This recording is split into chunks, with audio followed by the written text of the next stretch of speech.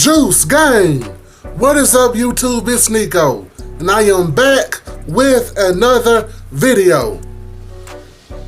The Joker is one of my favorite all-time villains, and he's very funny to watch, but also crazy.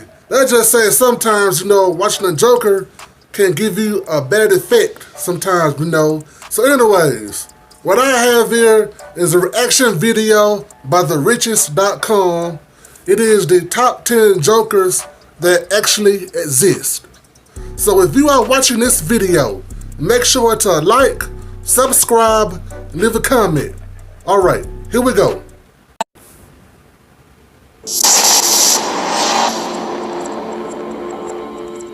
Obsession can be a very dangerous thing, especially when the object of one's obsession is a serial killer. When the lines of fiction and reality are blurred, it's certainly no laughing matter. Here are 15 terrible crimes committed by real-life jokers. Before we move on to the main event, please be sure to click the red subscribe button so you never miss out on the action.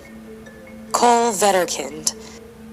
Love can make people do some pretty crazy things, but it never excuses violence. After he and his girlfriend broke up, Cole Vetterkind of Clark County snapped. Dressed as Heath Ledger's Joker, he went out in search of his ex and found her in bed with his cousin. Vetterkind became enraged and attacked. After a struggle, his cousin shot him in the leg. Vetterkind was charged with assault and battery and was sentenced to 10 months in jail.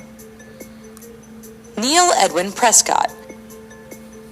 In July 2012, Neil Edwin Prescott walked up to his boss and told him that he was the real Joker. Needless to say, the police quickly became involved. 25 different weapons were found in his home when authorities arrived, but they were all legally purchased. He underwent a psychiatric evaluation, but the judge ended up dismissing the case as there was no evidence of any crime.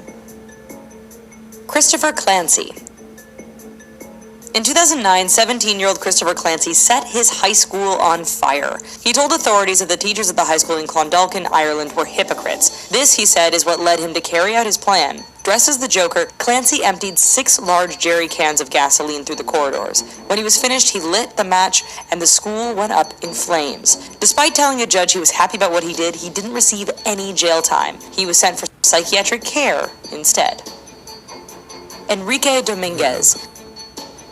Enrique Dominguez of Florida was a big fan of the Joker. That in itself isn't alarming. But Dominguez had a plan. In January 2016, he purchased a shotgun. Dominguez also planned to join with ISIS while dressed as the Joker. Thankfully, he was found out before he could carry out any of his plans. He'd made the mistake of posting his knife collection on social media and had even told a co-worker about his plans to harm his boss.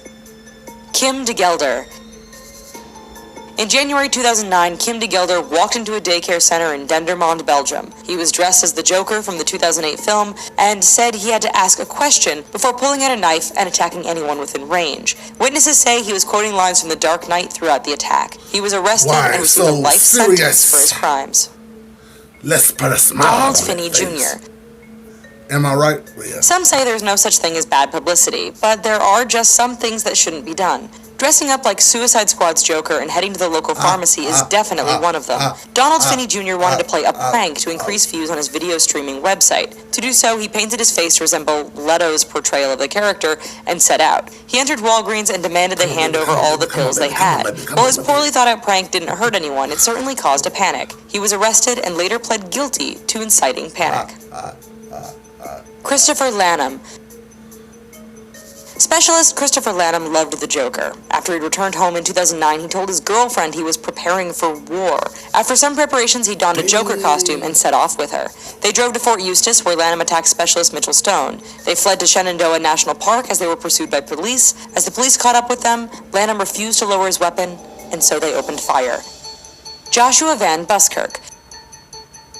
After his marriage fell apart and he lost his job, Joshua Van Buskirk blamed his friends. The California man claims that his 4 friends, who were also his groomsmen, never reached out to him during his struggles. As revenge, he set their homes and cars on fire, leaving behind a Joker playing card. The card is known to Batman fans as the Joker's literal calling card. When he was arrested, he admitted that he was upset with them, but denied setting the fires.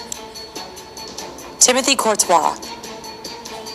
After watching The Dark Knight Rises, Timothy Courtois led police on a high-speed car chase. Traveling 112 miles per hour on the turnpike, Courtois was stopped by police. Police searched the vehicle, finding several weapons and rounds of ammo in his trunk. Courtois admitted he was on his way to harm his ex-boss. He also told police that he had been inspired by the mass shooting in Aurora, Colorado earlier the same year. He even told them that he had taken a loaded gun into the screening he'd just attended. He later pled insanity.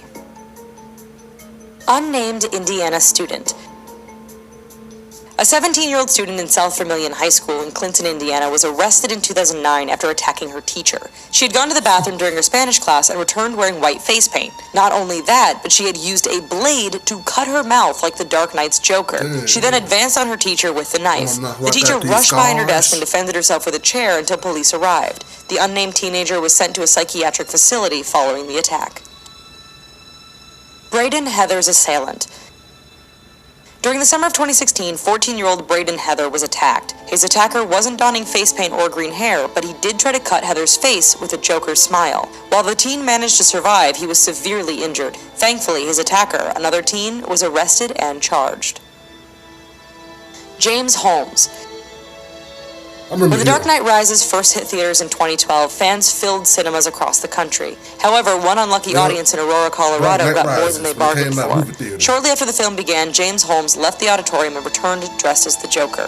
He was wielding several weapons and an assault vest. At first, people thought it was a publicity stunt until he threw his first gas canister. During the panic, Holmes unloaded an assault rifle, a shotgun, and a handgun. The event later became known as Colorado's deadliest shooting to date. Aurora shooting. Thanks for watching our video. If you need something to lighten the mood after that, however, why not check out 10 weirdest vending machines from around the world. We'll see you next time. Bye-bye. Damn. So there are jokers out there in the world who do exist.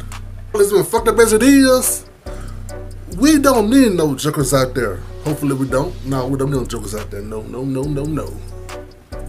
So anyways, if you are watching this video, make sure to like, subscribe, and leave a comment. Alright, YouTube. Juice Gang. Smash out. I call my hoe and then I smash out. I bought my groceries, get this cash out. I in my mind, drop the bag off.